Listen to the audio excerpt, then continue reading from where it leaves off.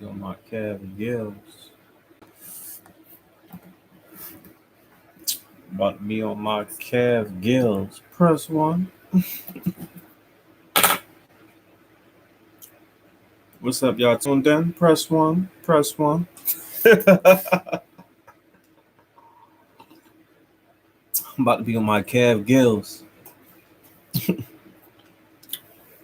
What's good? What's going on? Hope y'all tuned in. Hold on. Hopefully that's a little better. Hopefully you can see me a little better.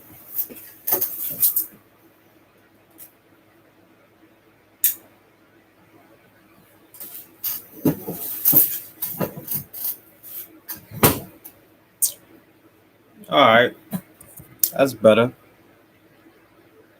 So we about to talk about this fight that just took place with Jake Paul and Tyron Woodley. You know, so tap in with me. Tap in. Tap in. If you here with me, press one.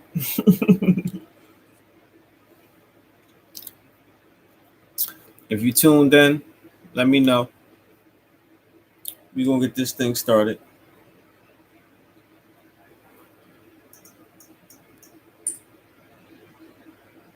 Yeah, so Jake Paul won the split decision from Tyron Woodley, and as I watched the fight, by the third round, um, I kind of thought he was going to win. Then the fourth round came, and then Tyrone kind of switched the tide a little bit, but he didn't capitalize, and that's only due to lack of experience in the boxing ring. Like you can, a lot of y'all probably don't know, but you can spar all you want to. You can get rounds in and spar, but if you're not under them lights, doing all that stuff, repetition, then like the pressure of being, with people in the crowd and all that stuff, it can kind of like stall you, and you'll forget everything that you did in your whole training camp. And that's what it kind of looked like Tyron was doing. And like he kind of forgot everything he was doing in his training camp on mixed with trying to reserve his energy and trying to get past the second round because, although, Tyron is confident and he's a former MMA fighter, but, him boxing, being in the ring is something new to him. And although Jake Paul is not really a boxer, he got more fights than Tyron in the ring. And thus far, well, before him fighting Tyron, he knocked everybody out. So the fear of when you fight somebody who's a knockout artist, regardless if they a real fighter or not, the fear of possibly getting knocked out will always be in the back of your head. I don't care what anybody say. That they might say they don't think about it, but a real fighter they'll always tell you that. But then sometimes they don't. But if you set them down, they'll admit to you. But let's talk about the split decision for Jake Paul. I kind of felt it was going to go that way because as I was watching the fight, Jake Paul just kept throwing punches. He just kept jabbing, just tapping jabs out there. And truthfully, that's basic knowledge in boxing. Just throwing the jab out there, keeping the stick out there, just sticking on points because every little hit, points gather up. So even if you don't knock him out, by the end of the fight, if you got more hits than he got hit or she got hit with whoever fighting, then you're gonna win that fight, and that's exactly what happened with Jake Paul. Like I said, Tyron really wasn't really throwing anything, and like the commentators were saying, when he threw the jab, he got a pretty decent jab, but he wasn't really throwing it. Now that's probably fear of getting countered back because I did notice that every time Tyron throws something, Jake would try to counter him back with something, although it wasn't perfect as a actual boxing technique, but you can see that he trying because he been boxing 3 years now. So, and him training with professional boxers and real boxing coaches and everything, they installing it in him. So you can see that he's trying to like learn and do it. But overall, if Tyron had more boxing belt fights, and like truth be told, if this was Tyron's second fight in a boxing ring, then he would have won. Because for his first time being inside the boxing ring, for him to be 39 years old, for him, I think he lost his last 4 or 6 fights. I think out of his last 6 fights, he lost like 4 or 5 of them, something like that. So in an MMA ring. So for all that, like them stacks against him and everything, and for Jake to be a bigger guy, he did pretty good. Although, like I said, he wasn't really throwing any punches like that. He kept trying to, he was walking him down, which is good, but it wasn't effective walking him down. He should have been coming forward. He should have been, ducking his head, blocking more and stuff. If you're gonna come forward, you got to start doing your jabs and jabs to the head and go downstairs, go up top, and maybe catch. You know what I mean? Like you got to switch it up a little bit. And he wasn't really doing it. He was just kind of like this, and every little thing that Jake did, he react to. Now, a real boxer would have capitalized on that. Like me personally, if I seen him, like I will feint at him. I'll do a feint, and if he flinches something or do something, I'm like, all right. So I'm gonna set him up. I'm gonna jab or something. I'm gonna feint. And as soon as he like react to it, I'm gonna catch him with a left. I'm southpaw, so I'm gonna catch him with a left or something. Or if I was on my orthodox, same thing.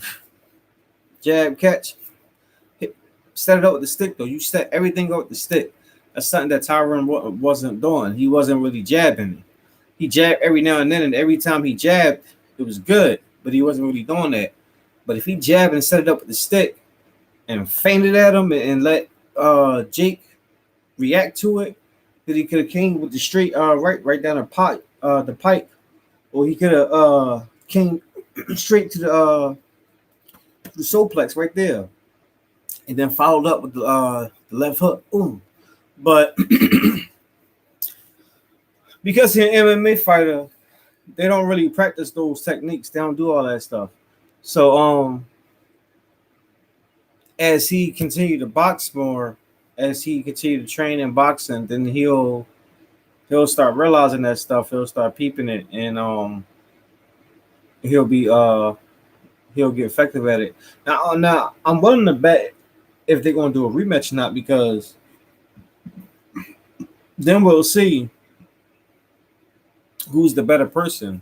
Because right now, if Tyron didn't knock Jake out, then Jake was supposed to win this fight. So, but the fact that Tyron went the whole 8 rounds and almost knocked Jake out in the 4th round, and made it a pretty competitive fight, although he wasn't really doing anything, then it just goes to show you, if now that he got a little experience in there, Jake too. Now that they know each other a little bit, we're gonna see who's gonna make the better adjustments in the rematch. So I think that's the good thing about rematches in fights like this, because whoever won, lose, or draw, if it was a close fight, it was a good fight, then a rematch is always warranted, because even if you lost that fight, it was a good fight.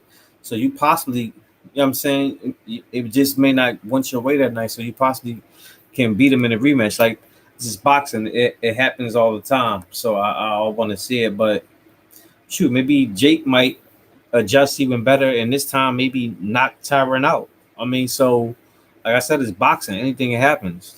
So I mean, I think it's good. Now, the monkey rich part of it is, I think that if Jake don't want to admit it or not, Tyron like messed up Jake future plans in boxing, as far as like big mega fights with certain people, because now people gonna be looking at him like, you can't even get Tyron Woodley out of here. He was washed up. He about to be 40 years old, and he got knocked out in his last like 6 fights, 4 or 6 fights, something like that. So like a Floyd Mayweather, he like he was like Floyd Mayweather. He like played like that. He on some 50 Cent stuff. So like if Jake was trying to get like a mega fight with Floyd Mayweather, because like to all these people, Jake is the money person, because he's the one with the money, so he's paying them. But if Jake was to fight Floyd, then Jake would be the B side, and it would be the highest purse that Jake ever made, not Floyd. So Floyd would use all that stuff against him. It was like, oh, before you worry about me, like you need to go back in the ring and fight Tyron again, because you still got Tyron Woodley problems. Like he would worry like that. Although he beat, but he'd be like, you almost lost. Like you need to go back inside there and fight him convincingly. Kind of like how he did with when Floyd Mayweather was on criticizing Andre Ward when he fought Sergey Kovalev the first time. And he beat, and he barely beat by the skin of his teeth. And Floyd was like you need to go back and fight him again. I mean, like win that title convincingly. Something like Floyd did when he fought his two only rematches, when he fought Jose Luis Castillo when he first moved up to lightweight, and then when he of course when he fought Madonna back like in 2013, 2014, and sent Marcos Madonna. Like those was the only two fights that Floyd Mayweather rematch, because although he won the fight,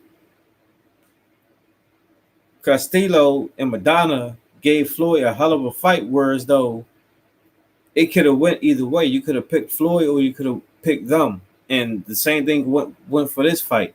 That's why it was a split decision. It wasn't unanimous, because you could have picked either or. You know what I'm saying, like if Tyron would have won, then a lot of people wouldn't have been mad, because it was like a 50-50 type of fight. So basically he would have to go back and fight that man again. But let me know what y'all think. Drop your comments down below. Hit the like button, hit the subscribe, and you can talk about it, holler at me. But I'm gonna end this video right here. We're gonna do more.